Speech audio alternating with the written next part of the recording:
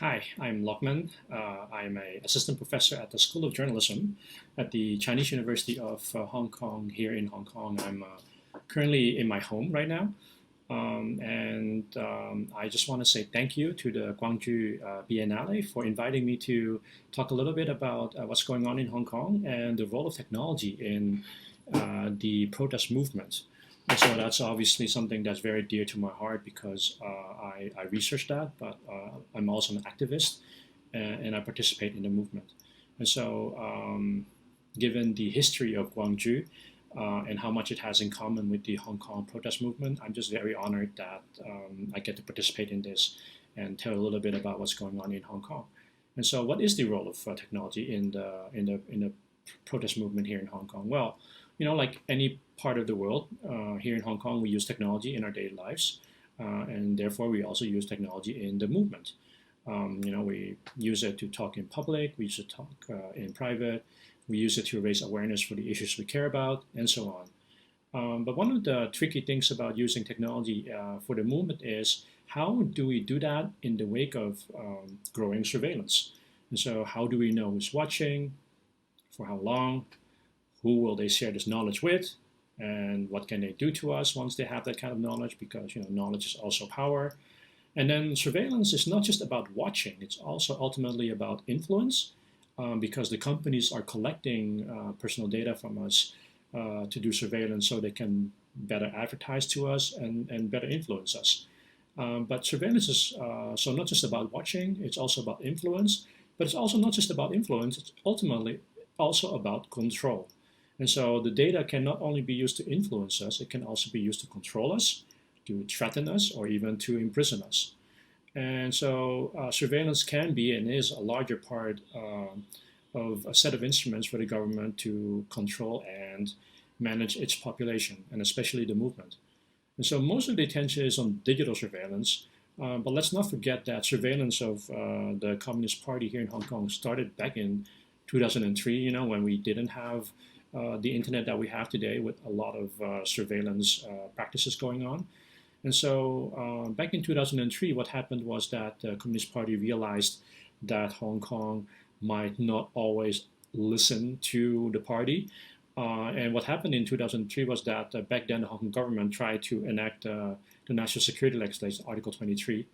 And people in Hong Kong massively came out to protest against that because they feared the loss of press freedom, the loss of freedom of speech, the loss of the right to assembly, and so on. And so we successfully protested against that national security legislation back in 2003. But after that, Beijing got really scared. They were really surprised and shocked. And so they realized that they needed to make sure that they have all people in all the important positions at all the important institutions. And so that's sort of a kind of an institutional surveillance. And then there's also physical surveillance, right? Especially after the national security law, got enacted in July earlier this year. And so people like Benny Tai, Joshua Wong, the other protesters, often have cars trailing them on a daily basis. The same thing for journalists sometimes, they're being followed and so on. And this is relatively new in Hong Kong, but fairly standard and common practice in China. But let's talk about digital surveillance, right? So what is this? Well, very simply put, not to make things complicated, it's the ability of someone to see, what people are doing online, right?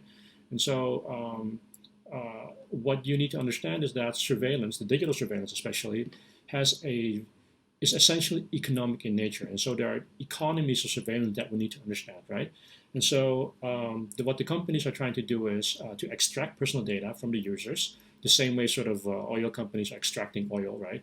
And it's this extraction of personal data that creates so much revenue, and why the tech companies are so powerful and so worth so much money, right? And so with that data, they can create profiles. They know who you are, where you were, what you like, and so they can better target you with ads, right?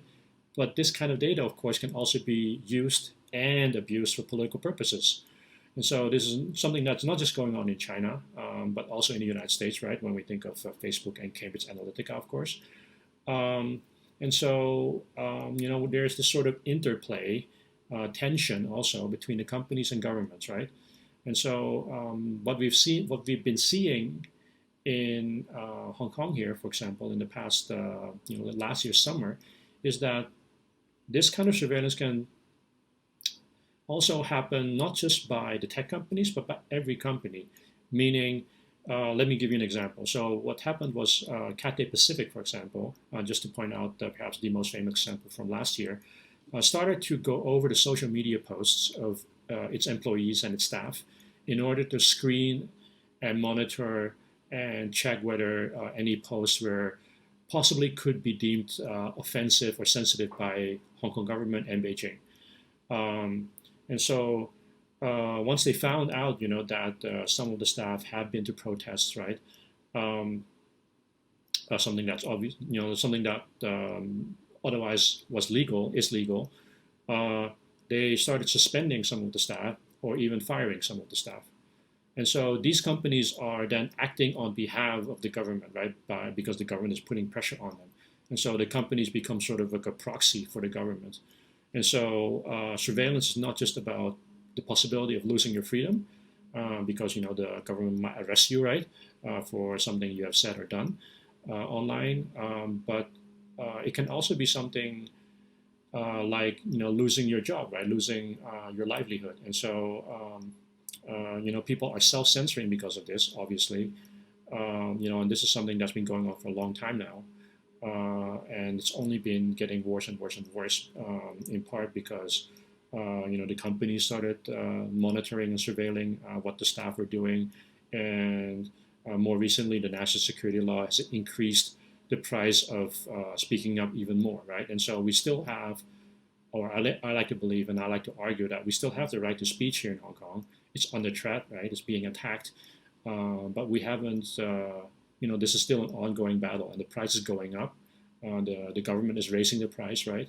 And so one question is, how can we, sort of decrease that price, right, so that we can be more free.